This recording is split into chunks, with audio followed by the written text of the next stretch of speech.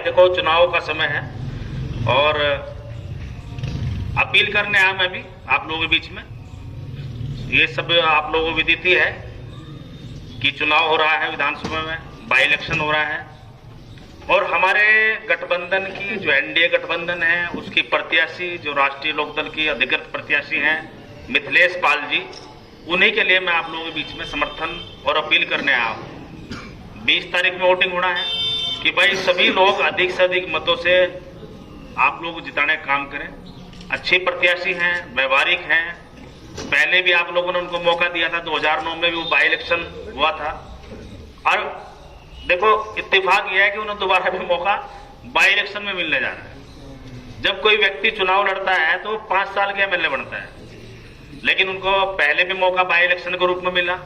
2.5 साल का समय रहा उनका, 2.5-3 साल का, 3.5 साल का।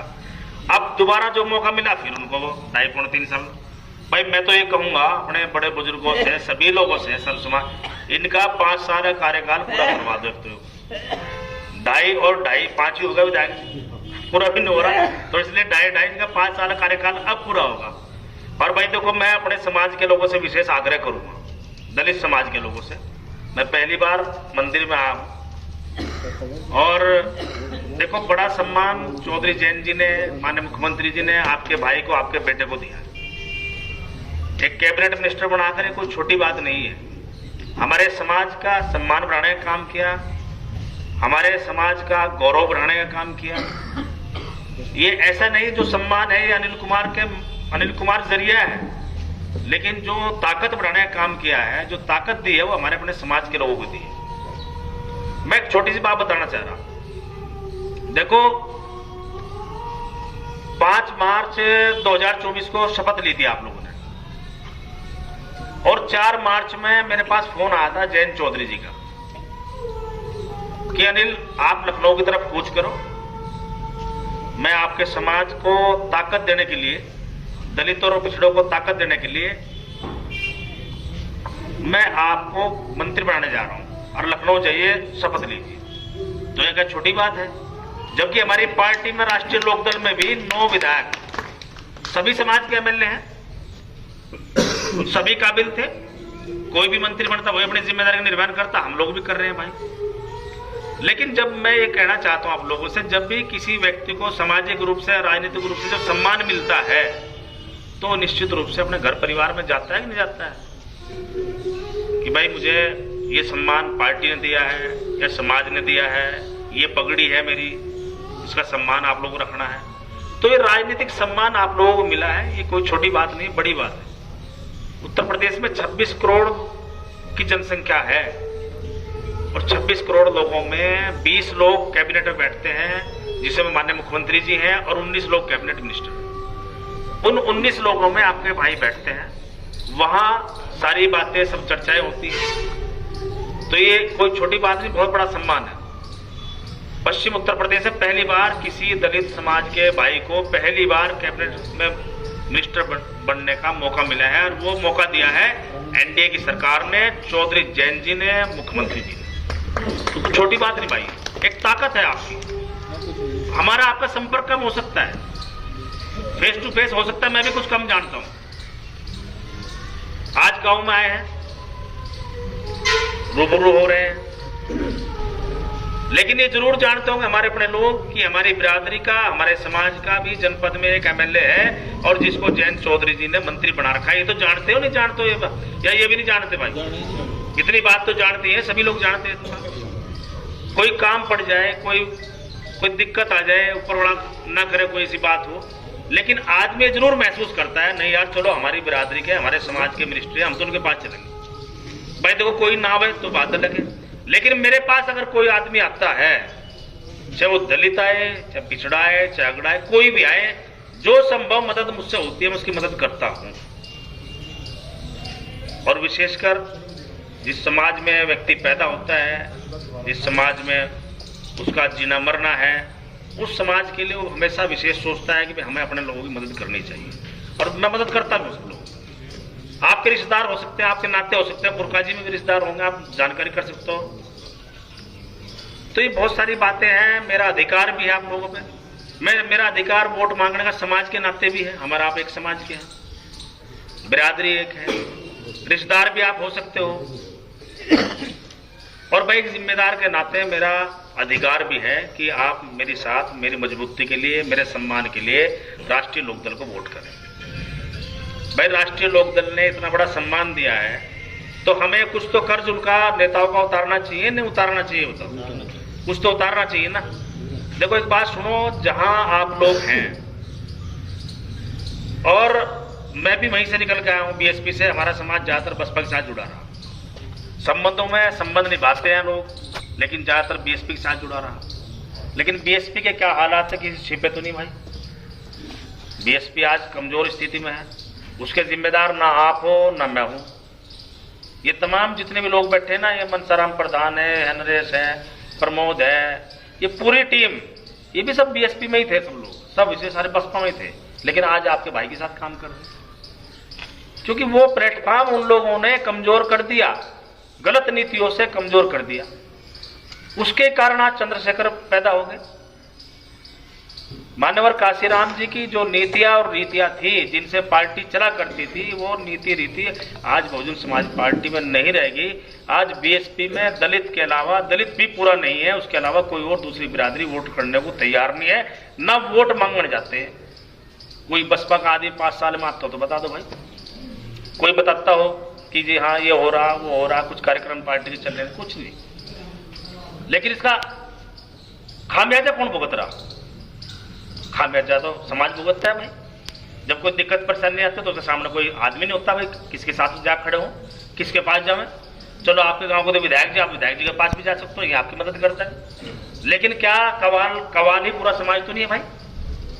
कवाल के अलावा तो समाज तो पूरे जनपद में है, पूरे पश्चिम में है। आप लोग तो विधायक जी मदद ले सकते हो, लेकिन आपके रिश्तेदार भी हैं दूसरे गांव, वो कहां से मदद करेंगे? तो एक ताकत, राजनीतिक ताकत हमारे अपने समाज को एनडीए गठबंधन ने, राष्ट्रीय लोकदल ने देने का काम किया है। और मैं किसी को लेकर नहीं आया, विधायक जी एक गांव है ना, मैं मिथिलेश जी को साथ लेकर अपनी गारंटी पे, अपने बलबूते आप लोगों से समर्थन मांगने आया, अपने समाज के लोग, कि भाई आप मुझे वोट दो, मेरे माध्यम से आप मिथिलेश जी को वोट दो, आपका कोई काम होगा, आप मिथिलेश जी के पास जाओगे, अच्छी बात है, नहीं जाओगे तो मेरे पास जाओ, उस काम को हम कर देंगे। बशर्ते मुझे पता लगना चाहिए, कोई दिक्कत परेशानी हो तो मेरे संज्ञान में आनी चाहिए, मैं उसमें मदद करूंगा। यही बात होती है भाई, इसके अलावा कोई बात नहीं होती। राजनीति में साझेदारी और भागीदारी की बात होती है। साझेदारी आपको मिल रही है, आपके समाज का व्यक्ति कैबिनेट में बैठता है, ये साझेदारी की बात है, ये भागीदारी की बात है राजनीति में, कि सभी समाज के लोगों को जोड़ा जा रहा है, नहीं जोड़ा जा रहा। बाकी कुछ मसले मसाइल से हमारे अपने लोगों के, उन्हें हम हल कर रहे हैं, वो सारे सब संज्ञान में। हमेशा जयंत चौधरी जी आपके विषय में सोचते हैं। एक बात बताओ मुझे, अगर जयंत चौधरी जी के दिमाग में अगर आप लोग ना होते या आपका समाज ना होता, तो क्या अनिल कुमार मिनिस्टर बनता? बताओ, हाँ ना करो, बताओ, नहीं बनता ना। इसका मतलब उनके दिल और दिमाग में आप कहीं ना कहीं हो। जब हम लोग मिनिस्टर बने, वो एमएलए बने, सॉरी, जब हम 2022 में विधायक बने, तो जयंत चौधरी जी ने एक बैठक बुलाई सारे विधायकों की। उन्होंने ये कहा कि भाई आप जो है 30% विधायक निधि का हिस्सा, जो विधायक निधि एमएलए को मिलती है, उसका 30% हिस्सा आप दलित समाज में खर्च करोगे। ऐसी सोच नेता की है। हमारे बहुत सारे दिक्कत परेशानी होती है, हमारे सामाजिक काम, बारात घर को लेकर, रास्तों को लेकर बहुत सारी दिक्कतें रहती है। आप ही कोई दिक्कत हो हम बताइए, उसे मदद करेंगे। भाई मिथिलेश जी कहेंगे, कोई मिथिलेश जी का पैसा लगेगा, मेरा पैसा यहाँ लगेगा, लेकिन बाकी 99 काम आप कर सको। कोई भी आप सरकार में हो, मिनिस्टर हो, ताकत में हो, तो मेरा आप लोगों से आग्रह है कि सभी लोग मजबूती से 20 तारीख में अपनी वोट ना खराब करें भाई, दाएं बाएं। आप ये भी देख लो, हमारा समाज राजनीतिक सोच रखने वाला समाज है। असपा का प्रत्याशी और बसपा का प्रत्याशी, ये देख लो कि उनके समाज के लोग भी उनको वोट दे रहे, नहीं दे रहे। भाई अगर उनको कोई प्लस ही नहीं हो रहा वोट, तो हम अपनी वोट खराब क्यों करें? मैं तो आप लोगों से मांगने आया हूं, कोई काम हो मुझे बताइए, तो आपको मुझे वोट करनी चाहिए। क्यों खराब करो वोट? ये तो बाबा साहब ने भी नहीं कहा। बाबा साहब ने कहा बड़ा संघर्षों के साथ मैंने वोट का अधिकार आप लोगों को दिया है, इसको खराब ना करो, इसको कामयाब करो। तो वोट तो कामयाब मिथिलेश जी के साथ हुई। चुनाव सीधा सीधा मिथिलेश जी का और कादिर राणा जी के पुत्र वधू का है, इसके अलावा कोई चुनाव इस विधानसभा में नहीं है। कहीं और वोट दोगे तो भाई खराब होगी। आप मुझे वोट दोगे, कल को कवाल से आवाज निकल के आती है कि 250-300 लोग हमारी बिरादरी के हैं और यहाँ से आधे से ज्यादा लोगों ने मिथिलेश जी को वोट दिया है, तो भाई जैन चौधरी के दरबार में सर उठाकर हम भी जा सके क्या नहीं? फिर हमारे समाज के लोगों ने वोट दिया है।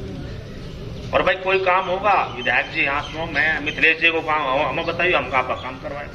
यही बात होती है, आपकी मदद करने की बात, मदद करेंगे। तो मैं ज्यादा ना कहते हुए आप लोगों से सिर्फ यही पूछना चाहता हूँ कि मिथिलेश जी को हाँ कर दूं या सीधी ना ही कर दूं?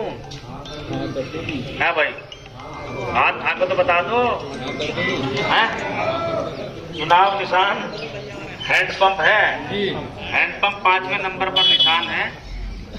तो मेरा भी सम्मान तभी रहेगा जब कवाल से ये आवाज आए, भाई मंत्री जी आए थे हमारे बिरादरी के हैं और भाई हमने उनकी वजह से आपको वोट दिया, ये आवाज निकल कर आनी चाहिए। अपना वोट खराब मत करना। अनिल कुमार के लायक कोई बात हो तो भाई हम लोग तैयार हैं और वोट मांगने के लिए मैं आया हूँ। कल कोई कहना मिथिलेश जी ने आए, मैं खुद आया मिथिलेश जी को, मैंने कहा भाई आप कहीं और काम कर लो, अपनी बिरादरी में अपने समाज में हम जाएंगे अपना मांग। तो बहुत धन्यवाद जितने भी लोग उपस्थित हुए। काम का समय है, इस समय आदमी कम नहीं मिल पाता, कामकाजी लोग रहते हैं गाँव में, लेकिन अच्छी संख्या में आप लोग यहाँ मौजूद रहे हैं और जिम्मेदार लोग उपस्थित रहे हैं। मैं सभी का आभार व्यक्त करता हूँ और धन्यवाद करता हूँ और पुनः अपील करते हुए मिथिलेश जी के लिए 20 तारीख में अधिक से अधिक वोट दे देना भाई, आपके भाई का सम्मान रह जाएगा। बहुत धन्यवाद। जय भीम, जय भारत।